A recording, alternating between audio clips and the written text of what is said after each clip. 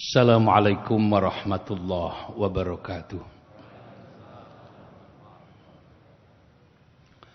Bismillahirrahmanirrahim. Alhamdulillahi rabbil alamin.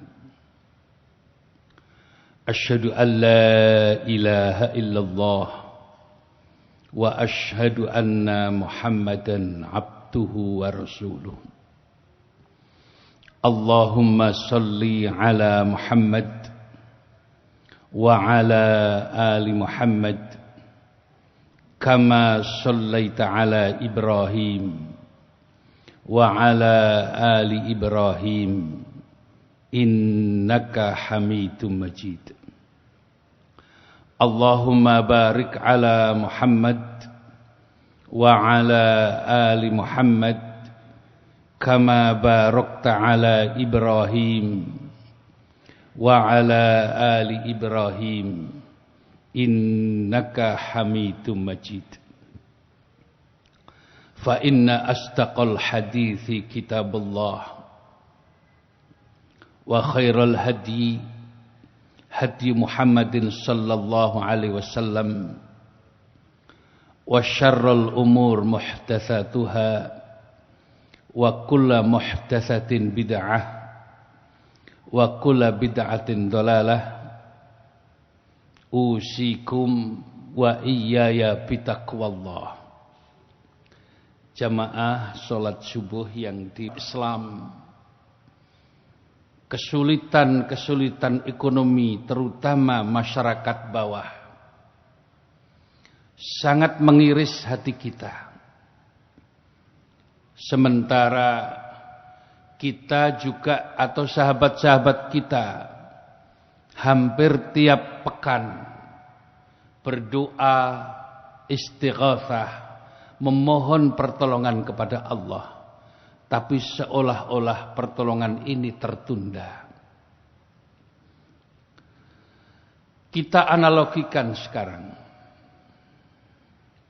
jika Allah Subhanahu wa taala berfirman, wa idza sa'alaka 'ibadi 'anni fa inni qarib. Muhammad, jika bertanya kepadamu hambaku ini tentang aku, tentang Allah, fa inni qarib, katakan bahwa sesungguhnya aku, Allah itu dekat sekali dengan kita. Bahkan lebih dekat daripada hablul warid, urat nadi leher kita. Dekat Allah. Dan Allah sendiri kemudian mengatakan, ujibu da'watad da'i idza da'ani. Aku akan mengabulkan permintaannya hambaku itu jika hambaku itu meminta kepadaku. Saya ulangi lagi. Ujibu da'watad da'i idza da'ani. Aku, Allah, akan mengabulkan permintaan hambaku itu jika hambaku meminta kepadaku. Tapi syaratnya adalah fal yastajibuli wal yu'minu bi la'allahum yarsyudun. Syaratnya adalah fal yastajibuli. Ini yang sering kita penggal ayat ini dengan ujibu da'watad da'i idza da'ani saja. Maka penggalan ayat ini kemudian menjadi terlupakan bahwa ada syarat yang ditetapkan oleh Allah agar doa kita berjawab. Itu adalah fal yastajibuli. Maka kabulkanlah keinginanku, kata Allah. Lah keinginan Allah apa? Keinginan Allah adalah agar manusia menyembah Allah dan tidak boleh syirik. Ini menjadi haqqullah alal ibad. ayya'buduhu wa la yusyriku bihi syai'a. Agar manusia hanya beribadah kepada Allah dan tidak boleh syirik dengan sesuatu selain Allah. Yang ini nampaknya yang pertama. Karena jika kita saksikan, na'udzubillah, kesyirikan di negeri ini luar biasa. Banyaknya dan tumbuh subur. Bahkan tidak hanya tumbuh, tapi ditumbuhkan dan disuburkan. Apakah yang mengatasnamakan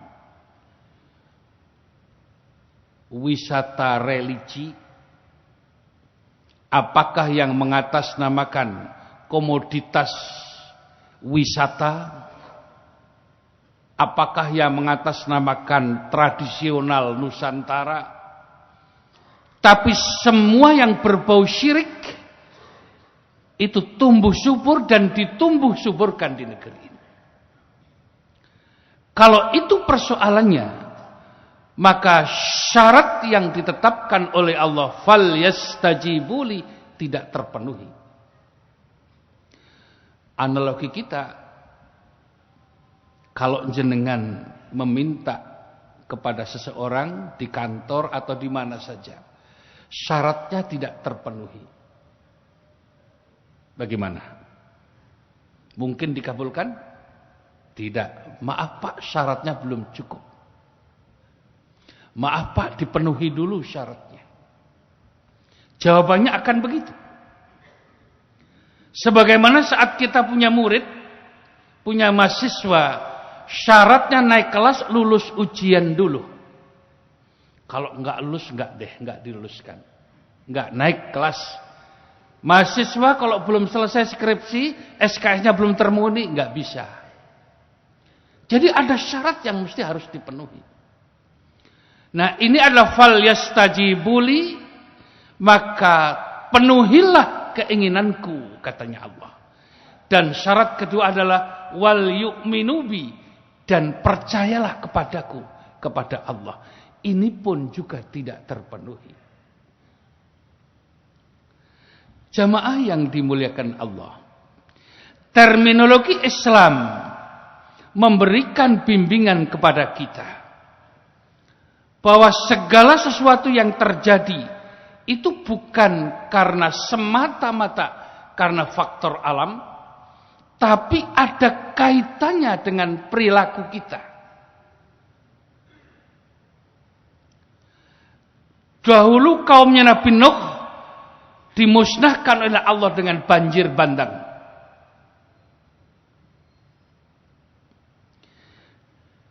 Dahulu kaumnya Nabi Hud, kaum 'Ad, dimusnahkan dengan angin taupan badai. Kaumnya Nabi Soleh, kaum Samud, dimusnahkan oleh Allah dengan halilintar. Kenapa mereka dimusnahkan? Karena kufur kepada Allah Subhanahu wa ta'ala. Karena syirik.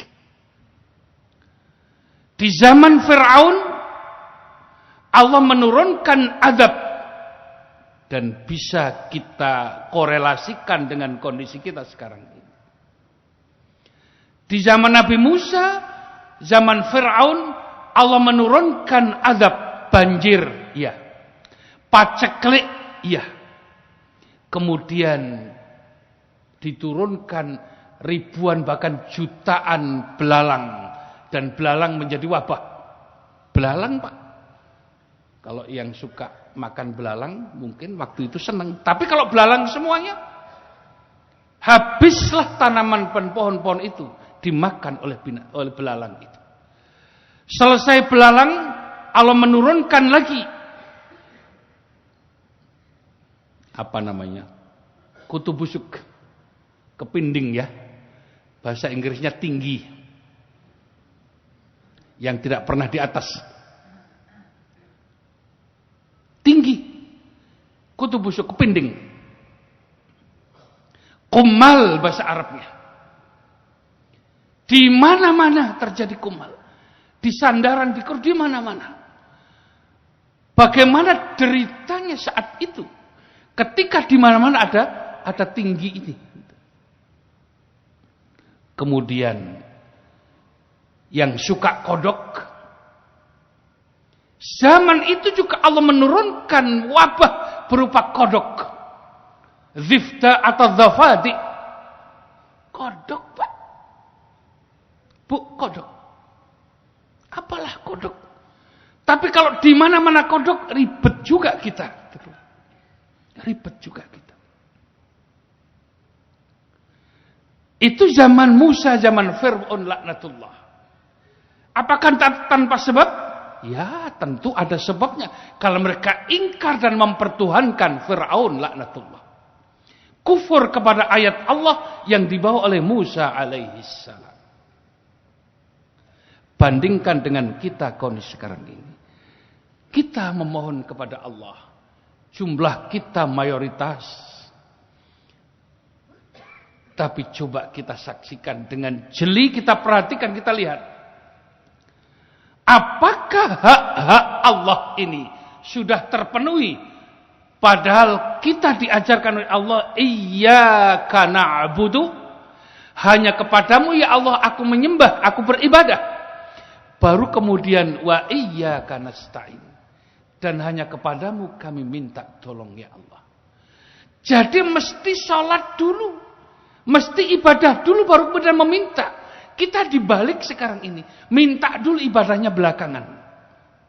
Kan dibolak-balik sekarang. Padahal mestinya iyyaka na'budu wa iyyaka nasta'in, ya Allah, kepada Engkau lah aku beribadah, dan kemudian iyyaka nasta'in, dan kepada Engkau lah ya Allah kami mohon pertolongan. Sekarang kita beli, Allah kami mohon pertolongan, ibadahnya nanti deh kalau ada waktu. Na'udzubillahi min dzalik. Dibolak-balik seperti itu.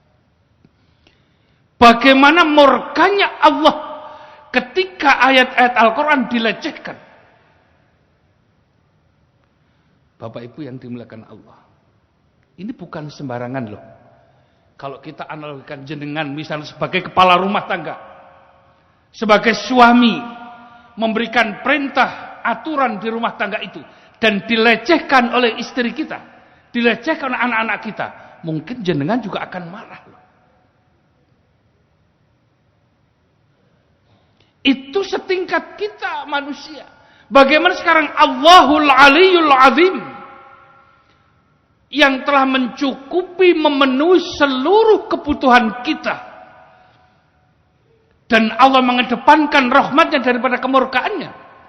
Lalu kemudian dilanggar oleh manusia, oleh bangsa ini. Maka wajarlah kalau kemudian Allah menurunkan azab. Ini yang saya katakan, kok sepertinya seolah-olah kita rasakan Allah sudah tidak lagi mencintai kita barangkali. Karena olah kita sendiri. Zaharul fasadu fil barri wal bahr. Coba lihatlah, telah tampak olehmu al-fasad, kerusakan fil barri, di darat ini. Jenengan lihat, saksikan. Di kota-kota, di tempat-tempat wisata. Saya ini orang Pantura, Pak. Bu, Pantura. Sering hujannya lambat. Di sini sudah banjir-banjir, kami Pantura belum. Saya katakan terlalu dekat dengan WBL.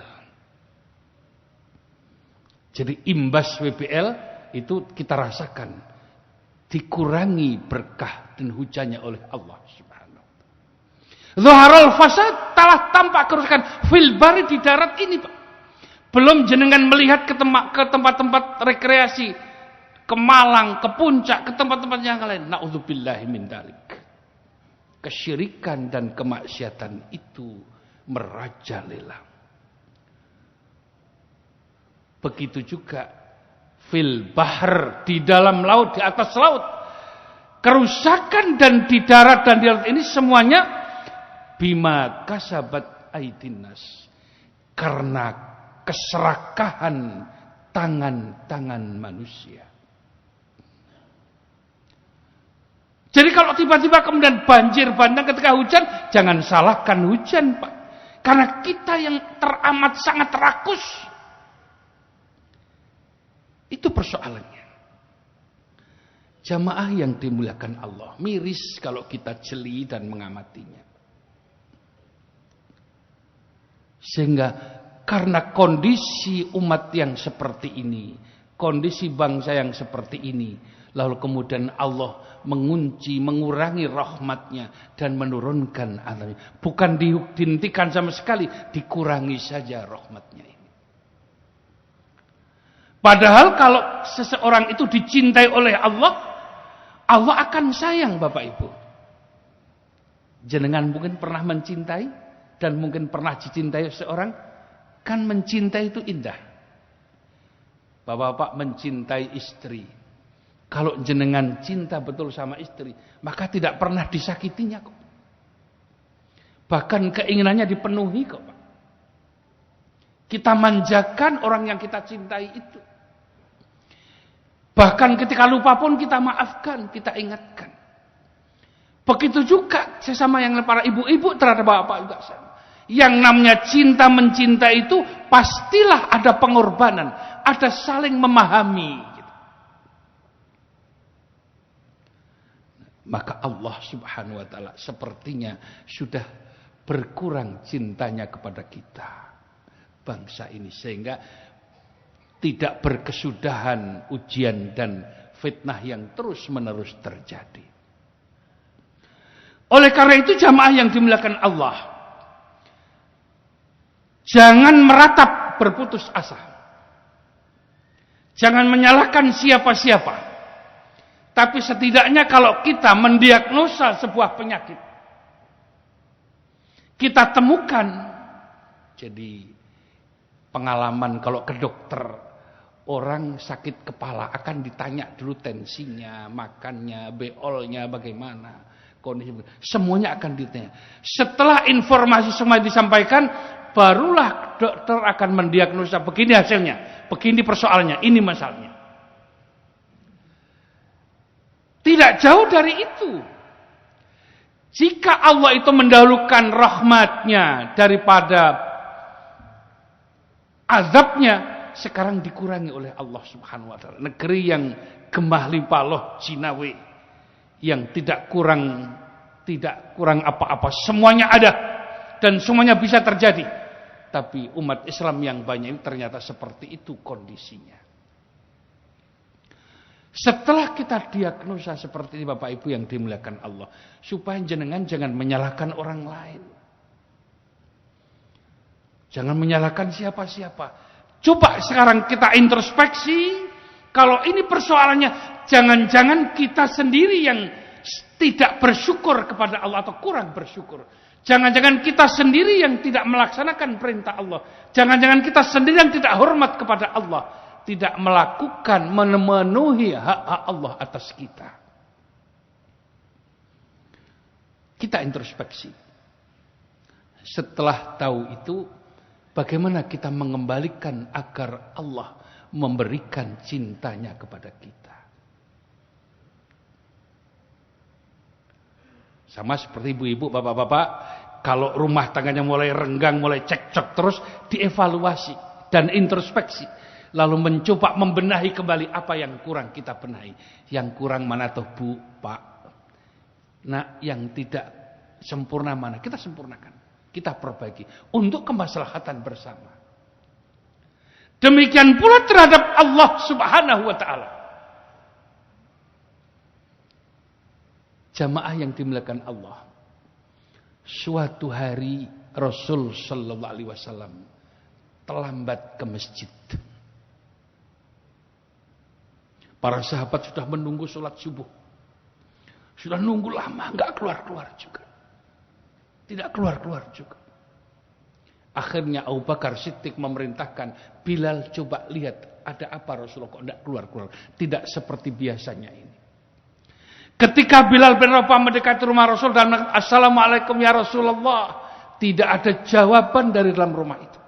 Tidak ada jawaban. Tapi Bilal mendengarkan sayup-sayup ada suara seseorang yang menangis. Maka mulai menajamkan pendengarannya dan diulangi, Assalamualaikum ya Rasulullah. Masih juga belum ada jawaban. Tapi suara tangisan itu semakin jelas dari dalam rumah beliau. Setelah yang ketiga kali, kemudian Rasulullah menjawab, Waalaikumsalam ya Bilal. Bilal terkejut karena Rasul sedang menangis. Ya Rasulullah, para sahabat sudah menunggu engkau untuk sholat subuh. Apakah gerangan yang terjadi? Engkau menangis Rasulullah. Ya Bilal, saya menangis. Ada apa Rasulullah? Lalu dengan sesenggukan beliau mengatakan, Bilal, Jibril baru saja menemuiku tadi malam. Menyampaikan firman Allah, Inna fi khalqis samawati wal ard wa ikhtilafil laili wan nar la ayatin li ulil albab. Bilal, inilah yang aku tangisi. Kenapa Rasulullah? Betapa banyaknya nanti umatku yang masuk neraka karena ayat ini, Bilal. Karena barang siapa yang mendengarkan ayat-ayatku dibacakan dan dia tidak berpikir, tidak mau introspeksi, melihat kebesaran Allah, kekuasaan Allah, lalu tetap hatinya tertutup, otaknya bungkam, orang itu akan masuk neraka, Bilal. Dan umatku akan sangat banyak nanti yang masuk neraka karena ini. Tidak mau a priori terhadap keadaan umat ini. Masa bodoh selalu mengatakan ini faktor alam, faktor alam, faktor alam, faktor alam. Padahal sudah kemaksiatan merajal di mana? Di mana-mana. Inilah persoalannya jamaah yang dimuliakan Allah. Maka untuk mengantisipasi itu Allah memberikan kesempatan kepada kita. Kita ingin agar cinta Allah itu kembali dicurahkan kepada kita. Yang terjadi adalah apa Bapak Ibu? Jika Rasulullah SAW mengatakan bahwa konsep kita itu adalah asyidda'u alal kufar, ruhama'u bainahum. Lah begitu. Asyidda kita keras dan tegas terhadap orang kafir. Ruhama'u bainahum. Ada terjalin saling menyayangi di antara sesama muslim. Sekarang ayat ini dibalik. Asyidda'u alal muslimin wa ruhama'u bainal kufar. Na'udzubillahi min dzalik. Keras terhadap umat Islam, tapi kasih sayang terhadap sesama orang kafir. Kebalik. Apakah mereka tidak Islam? Mereka Islam. Kita juga muslim. Tapi terkadang begitu. Tidak mau belanja di toko-toko Islam, belanja di toko-toko milik orang kafir. Itu bagian dari itu Bapak Ibu yang dimuliakan Allah. Kalau kita ingin membuktikan rasa cinta kita, persaudaraan kita, ukhuwah kita, perkaya umat Islam itu, sumbanglah orang miskin. Dengan cara apa? Belanja ke umat Islam, ke toko-toko milik Islam. Hentikan belanja dari orang kafir, supaya keuntungan itu kembali kepada umat Islam. Begitu. Itu bagian dari solidaritas sesama Islam. Jamaah yang dimuliakan Allah. Jadi kalau sudah demikian maka kita mencoba memohon kembali kepada Allah, ya Rabb, kembalikan cintamu kepada kami agar bangsa ini mendapatkan berkah, agar bangsa ini mendapatkan rahmat. Karena dahulu bapak ibu kami, pejuang-pejuang kami, kiai-kiai kami, guru-guru kami merasakan indahnya negeri ini, damai, tidak berkekurangan dan tidak ada penderitaan, tidak ada jeritan-jeritan, tidak ada pelanggaran-pelanggaran syar'i. Kembalikan itu ya Allah. Dengan cara apa jamaah yang dimuliakan Allah? Lihatlah, perhatikan firman Allah Subhanahu wa taala. Qul in kuntum tuhibbunallah. Katakan Muhammad, in kuntum tuhibbunallah. Kalau engkau sekalian merasa cinta kepada Allah, jangan sekedar diucapkan slogan, Pak. Qul in kuntum tuhibbunallah fattabi'uni. Katakan Muhammad, jika engkau mencintai Allah maka ikutilah aku, katanya Rasulullah. Artinya apa? Mengikuti sunnah Rasul, mengikuti konsep Rasul, manhaj Islam. Fattabi'un, ikutilah aku. Dalam hal apa? Dalam segala hal. Rumah tangga kita atur dengan mencontoh bagaimana Rasulullah mengendalikan rumah tangganya dengan Khadijah, dengan istri-istrinya yang lain. Dalam ekonomi bagaimana Rasulullah mengendalikan perekonomian sehingga sukses.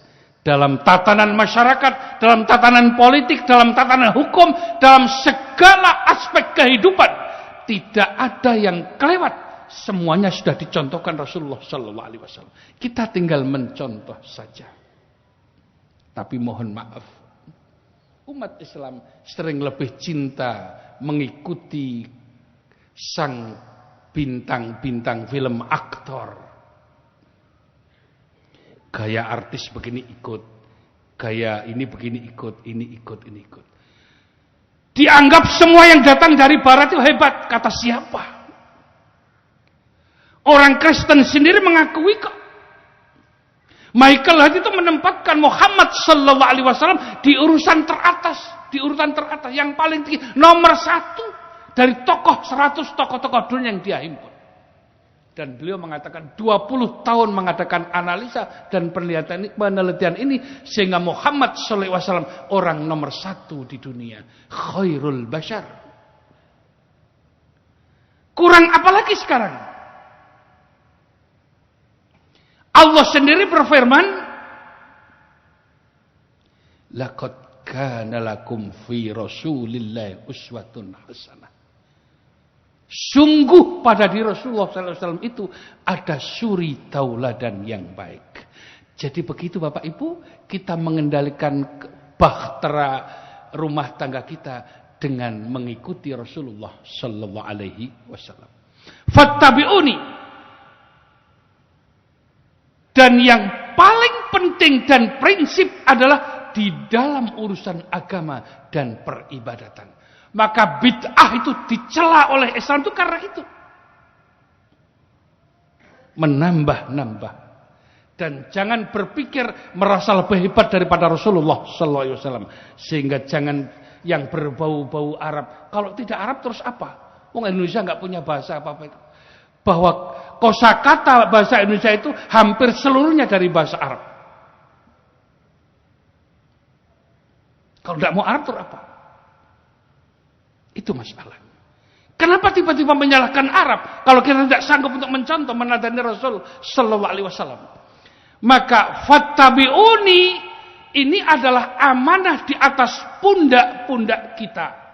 Bahwa kita ini adalah warasatul anbiya yang mempunyai amanah untuk menghidup suburkan sunnah Rasul sallallahu alaihi wasallam. Yang kecil saja Bapak-bapak, tolong jenggotnya jangan dipotong lah. Jangan dicukur, biarkan aja. Karena itu sunnah Rasul. Dirapikan aja supaya enggak semrawut. Coba jenengan tanya ibu-ibu, bagaimana Bu setelah Bapak nanti kan, oh keren Pak, ngelak gitu nanti. Karena selain aspek kesehatan Pak, ini ada sunnah, pahala gratis. Saat kita wudhu kemudian kita gosok-gosok, itu pahala. Dan katanya Rasulullah SAW ketika melihat seorang sahabat lewat di depan beliau dan sahabat itu hanya beberapa biji jenggotnya panjang, Rasul tersenyum. Rasul tertawa Pak. Sahabat itu berpikir Rasul mentertawakan jenggot saya kali ya. Maka pulang dia potong. Cuman 5 aja kok. Begitu balik Rasul, loh mana jenggot kamu? Rasul ya saya potong. Loh kenapa? Kan jenengan kemarin tertawa. Mentertawakan saya. Bukan itu. Karena aku melihat malaikat bergelantungan di jenggotmu kemarin itu. Sekarang kamu ambil. Apa artinya? Kalau malaikat bergelantungan ada rahmat di situ. Ada rahmat. Jadi begitu Bapak ya. Enggak apa-apa. Itu sunnah Rasul sallallahu alaihi wasallam. Supaya tidak menyerupai Yahudi. Yahudi itu kumisnya dibiarkan nyarak, jadi kumis angkatan udara begitu. Terus jenggotnya dipotong. Dibalik oleh Rasulullah SAW supaya tidak tasyabuh dengan Yahudi. Ittiba' fi Rasul SAW. Salat juga begitu, masalah urusan ibadah. Hukum asalnya adalah haram. Kecuali ada perintah. Jadi kalau memang tidak ada perintah dari Rasul SAW, ya sudah jangan bikin-bikinlah. Seperti apa kata Rasul sajalah. Sallu kama ra'aitumuni usolli. Kalau sampean mengatakan tidak ada dalil di Al-Quran sunnah lima waktu, itu sampean karena nggak bisa tafsir, nggak bisa baca Al-Quran. Kok melihat wajah di kaca jelek, kacanya yang dipecah? Kok jelek? Lihat kaca dipecah. Bukan kacanya yang jelek, wajah lu yang memang buruk. Lah begitu. Dia tidak tahu ilmu tafsir menyalahkan Al-Quran. Bukan Al-Quran yang salah. Sampean bro yang tidak tahu. Begitu.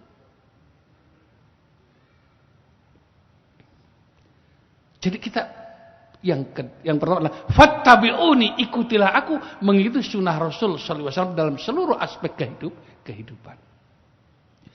Dengan cara itu yuhibbukumullahu wa yaghfir lakum dzunubakum. Dengan mengikuti sunnah Rasul itu, yuhibbukumullah, Allah akan mencintai kamu. Kita akan dicintai oleh, ini firman Allah Pak. Wahyu, Allah sendiri yang dawuh. Allah mengatakan, kalau sampean mengikuti sunnah Rasul, kamu akan dicintai, akan aku cintai, katanya. Akan dicintai oleh Allah. Barangkali di negeri ini sudah sangat jauh merubah-rubah dan meninggalkan sunnah Rasul sallallahu alaihi wasallam. Bahkan sampai tingkat menjelek-jelekan, Rasulullah menganggap sudah tidak up to date lagi. Siapa yang mengatakan tidak up to date sunnah Rasul? Anda aja yang tidak tahu. Para ilmuwan Eropa sekarang secara lamban dan pasti mengakui kebenaran Islam dan sunnah Rasul sallallahu alaihi wasallam. Semuanya diakui kebenaran. Walaupun lambatan pasti. Dan sekarang mereka mengakui. Maka jangan heran hari-hari mereka masuk Islam. Dan di Perancis itu ada 2000 lebih gereja yang dirobohkan karena sudah kosong. Tidak ada penghuninya lagi. Daripada dijual akan dibeli umat Islam, dirobohkan saja. Ya terserahlah mereka. Hari-hari di Inggris, Jerman orang masuk Islam. Karena intelektualnya berjalan Pak, pikirannya berjalan. Meneliti, menganalisa aturan Allah dan hadis-hadis Rasul ternyata logik dan masuk akal. Up to date untuk seluruh zaman. Jadi fattabi'uni. Yuhibbukumullah. Allah akan mencintai engkau. Wa yaghfir lakum dzunubakum. Dan yang kedua adalah Allah akan memaafkan dosa-dosa kamu, katanya. Jadi selain Allah mencintai kita, kesalahan kita, dosa kita dimaafkan oleh Allah Subhanahu wa taala. Dengan cara apa? Mengikuti sunnah Rasul sallallahu alaihi wasallam. Saya tidak berani bicara di hadapan jenengan, sunnah Rasul itu ta'addud, poligami itu saya. Saya enggak menyampaikan itu karena ibu-ibu melotot sekali saya. Pak, jangan itu yang disampaikan, ya deh. Itu sunnah Rasul sallallahu alaihi wasallam. Baik, jamaah yang dimuliakan Allah. Bagaimana sekarang yang pertama, ketika kita ingin mengembalikan cinta Allah ini dengan cara mengikuti sunnah Rasul sallallahu alaihi wasallam, maka Allah akan mencintai kita, Allah akan memaafkan dosa kita. Maka konsep yang kedua adalah mencintai Rasulullah sallallahu alaihi wasallam. Karena beliau adalah khairul bashar, orang yang terpilih, yang diutus oleh Allah untuk menyampaikan wahyu. Jadi mau tidak mau kita harus mencintai Rasulullah sallallahu alaihi wasallam. Bapak Ibu yang dimuliakan Allah. Beliau sallallahu alaihi wasallam suatu hari di hadapan para sahabat mengatakan sebagaimana riwayat Imam Muslim, Wadidtu an laqaitu ikhwani. Aku kangen sekali dan ingin sekali ketemu dengan saudara-saudaraku sesungguhnya. Para sahabat kaget. Pada mengangkat kepala. Lalu bertanya, "Ya Rasulullah, awalasna min ikhwanik?" Wahai Rasulullah, bukankah kami yang hadir di sini adalah saudara-saudara kamu? Sekarang saudara mana lagi yang engkau tentukan ya Rasulullah? Rasulullah rindu ingin ketemu dengan saudara-saudaranya. Dan para sahabat memprotes, "Kami kan saudara kamu ya Rasulullah. Siapa lagi yang jenengan maksudkan saudara itu?" Qala, beliau mengatakan, "Lastum ikhwani, walakinnakum ashabi." Anda semuanya bukan saudaraku, tapi Anda adalah sahabat-sahabatku.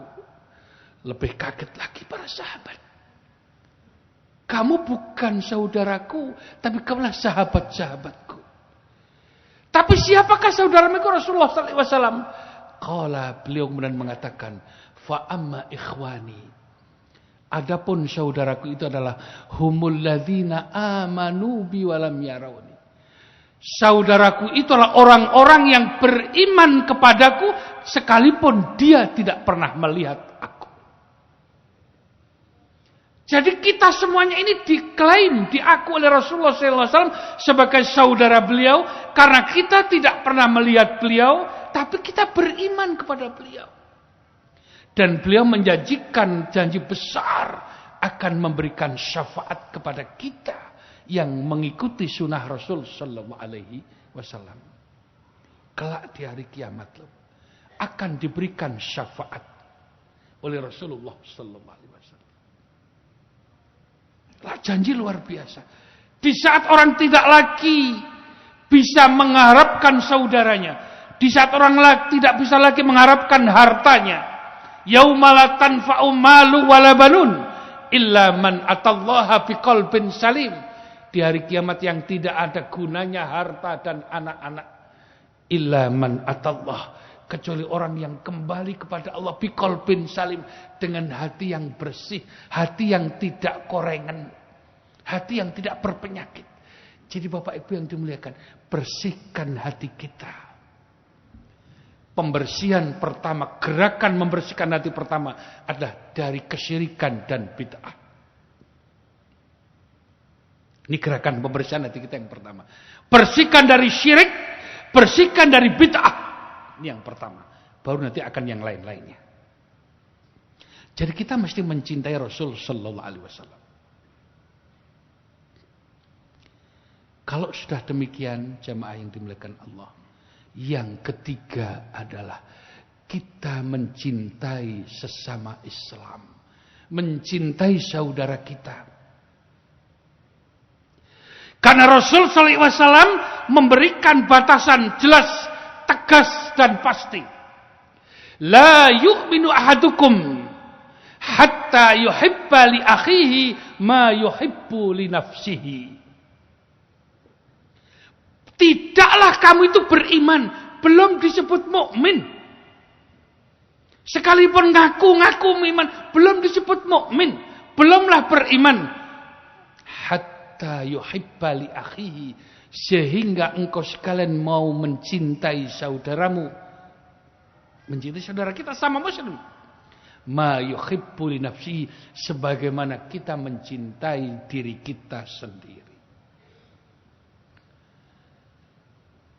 Jadi standarnya adalah engkau belum beriman katanya Rasul, sehingga engkau mencintai saudaramu supaya engkau mencintai dirimu sendiri.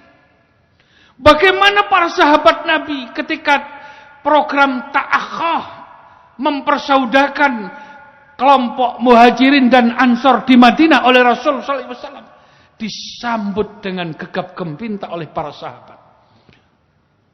Sehingga sahabat-sahabat muhajirin itu dipersaudarakan dengan sahabat ansor yang orang Madinah. Semua mengambil satu-satu. Sekarang sama-sama menjadi saudara.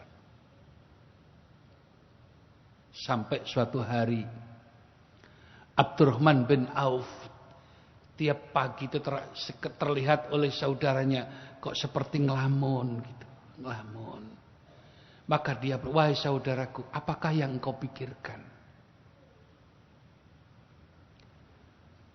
Saya punya istri 3. Pilih salah satu dari istri saya ini. Nanti saya ceraikan dan kamu menikah. Nanti mas kawin saya bantu. Sampai begitu jamaah yang dimuliakan Allah. Karena cintanya kepada saudaranya itu. Memikirkan jangan-jangan itu yang dipikirkan oleh Abdurrahman bin Auf.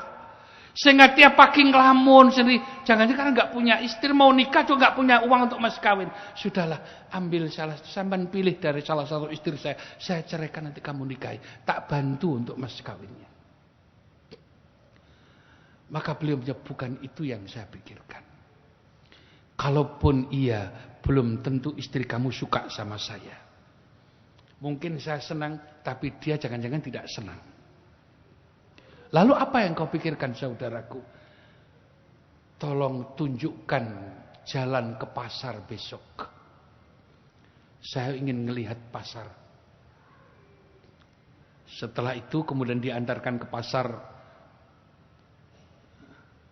Lihat-lihat ke pasar, keliling muter-muter. Enggak beli Pak, melihat aja. Tak. Karena bisnisnya yang tinggi, muyul bisnisnya yang tinggi, maka aku terus paham. Ya, saya akan bisnis ini. Lalu pulang, pinjemi modal biar saya berdagang.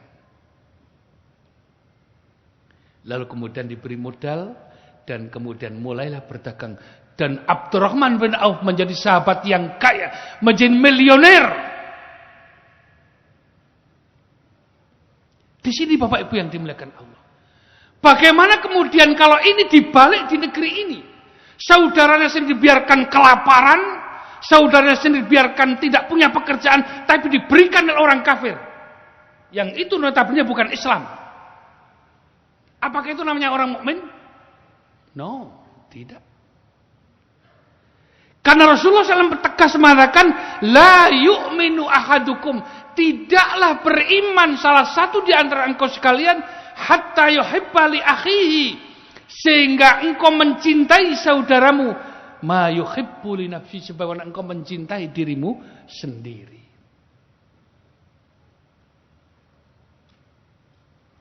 Begitulah jamaah yang dimuliakan Allah. Kita mencintai saudara kita sendiri. Sesama Islam. Bahkan dari 8 asnaf itu, yang berhak menerima zakat itu adalah saudara kita dahulu. Salah kalau kita memberikan kepada orang lain sementara saudara kita tidak. Itu tidak benar. Dahulukan saudara kita dulu. Kalau ada saudara sekandung, saudara sakit, dahulukan saudara sakit, baru kemudian saudara yang lainnya lagi. Baru kemudian orang, begitu seterusnya. Karena ini ukuran barometer iman kita kepada Allah Subhanahu wa ta'ala. Yang keempat, mencintai Al-Quran. Mencintai Al-Quran, Bapak Ibu yang dimuliakan Allah. Cintailah Al-Quran, karena Al-Quran bukan makhluk, tapi kalamullah yang besok di hari kiamat memberikan syafaat kepada kita. Rasulullah SAW dakwah, ayuhan nas, ikra'ul Quran, ikra'ul Quran. Wahai sekalian, bacalah Al-Quran, baca Al-Quran. Fa innahu ya'ti yaumal qiyamati syafi'an li ashabihi. Karena Al-Quran itu besok di hari kiamat akan memberikan syafaat kepada orang yang membacanya. Loh kok bisa? Iya, karena Al-Quran bukan makhluk, tapi kalamullah. Firman Allah Subhanahu wa ta'ala. Monggo Bapak Ibu yang mulia, seberapa jenengan mampu membaca Al-Quran, dibaca walaupun geladuk-geladuk. Kalau belum bisa sama sekali, monggo di pondok-pondok, di masjid-masjid, musala-musala, ada sekarang belajar Al-Quran untuk manula juga ada. Di sini juga ada. Di Namiroh ini. Supaya kita bisa baca Al-Quran. Karena setiap huruf yang kita baca, kita lantunkan itu, kalau akan dilipat garakan 10 kali lipat pahalanya. Jamaah yang dimuliakan Allah. Ini cerita. Saya punya Sahabat saya itu punya ibu. Dulu ketika saya masih siswa, sering tidur di rumah sahabat saya itu di Kali Tengah sini. Sekarang seperti ibu saya sendiri. Sekarang ibu itu sakit. Dan naudzubillah punya tumor di kepalanya. Membesar. Ketika akan dioperasi, ibu itu takut, gak usah operasi, nak, saya takut. Ketika diskusi dengan kita, ya sudah. Kalau memang takut jangan dipaksakan. Karena ketakutan itu juga penyakit. Gitu. Sudah, biar saya tak ngaji aja nak. Sudah Bu, ngaji aja. Dia target dalam 1 hari minimal 1 juz membaca Al-Quran. Dengan usia sepuh geladuk. Subhanallahal adzim. Setiap 1 juz dia selesaikan, itu cairan keluar dari tumor yang ada di kepalanya itu. Setiap 1 juz tambah cairan, banyak lagi campur darah. Dan sekarang sudah mulai kempes, mulai mengecil dan ada mendekati kesembuhan. Karena membaca Al-Quran. Bahkan syifa'un lima fis sudur. Rasulullah SAW meruqyah para sahabat, meruqyah umatnya dengan Al-Quran. Maka Bapak Ibu dibaca Al-Quran nggih? Baca Al-Quran dan dilahirkan Pak, suaranya sedang dibatin. Kalau dibatin itu tidak baca namanya. Dibatin, keluarkan. Yang penting keluar suaranya. Karena organ tubuh kita akan merespon kalimat-kalimat yang kita baca dari kalamullah itu. Supaya semuanya merespon. Bahkan makhluk di sekitar kita pun merespon ayat Al-Quran itu. Imam Ahmad bin Hanbal rahimahullah. Ketika tengah malam terkejut. Ada nyamuk yang datang mengisap, minum di tinta yang beliau sedang menulis. Dibiarkan.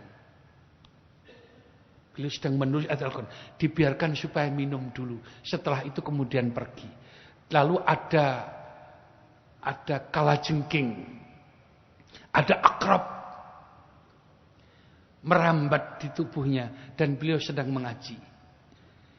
Tidak digerakkan tubuhnya karena beliau tahu kalau bergerak akan semakin disengat. Bergerak sampai diam saja dan kemudian diteruskan ngaji itu. Lama-lama turun sendiri pelan, turun dan menjauh karena mendengarkan ayat Al-Quran dibacakan. Bapak Ibu yang dimuliakan Allah, jadi yang keempat baca Al-Quran. Jangan baca YouTube ya Bu ya. Jangan baca YouTube ya. Viral di media sosial itu sampah. Semuanya ada di situ. Bikin jenengan gregetan saja. Ya sudah, lebih baik baca Al-Quran Al-Karim di internet sudah banyak sekali. Kalau jenengan tidak bisa membaca Al-Quran, paling tidak mendengarkan Al-Quran dibaca. Tapi apa yang dapat pahala Pak? Insya Allah dapat. Dapat. Mendengarkan tok saja dapat. Lah syukur kalau bisa membaca. Dan kalau sudah bisa membaca, dilanjutkan dengan dipahami artinya. Tapi tidak bisa bahasa Arab, repot Pak. Sudah, tidak usah mengeluh, nggak bisa bahasa Arab, nggak apa-apa, nggak tahu artinya nggak apa-apa, sampai baca saja. Apa yang ada faedahnya? Ada faedahnya Pak. Membaca Al-Quran. Syukur kalau tahu dengan artinya. Dengan demikian, maka cinta Allah akan kita peroleh kembali.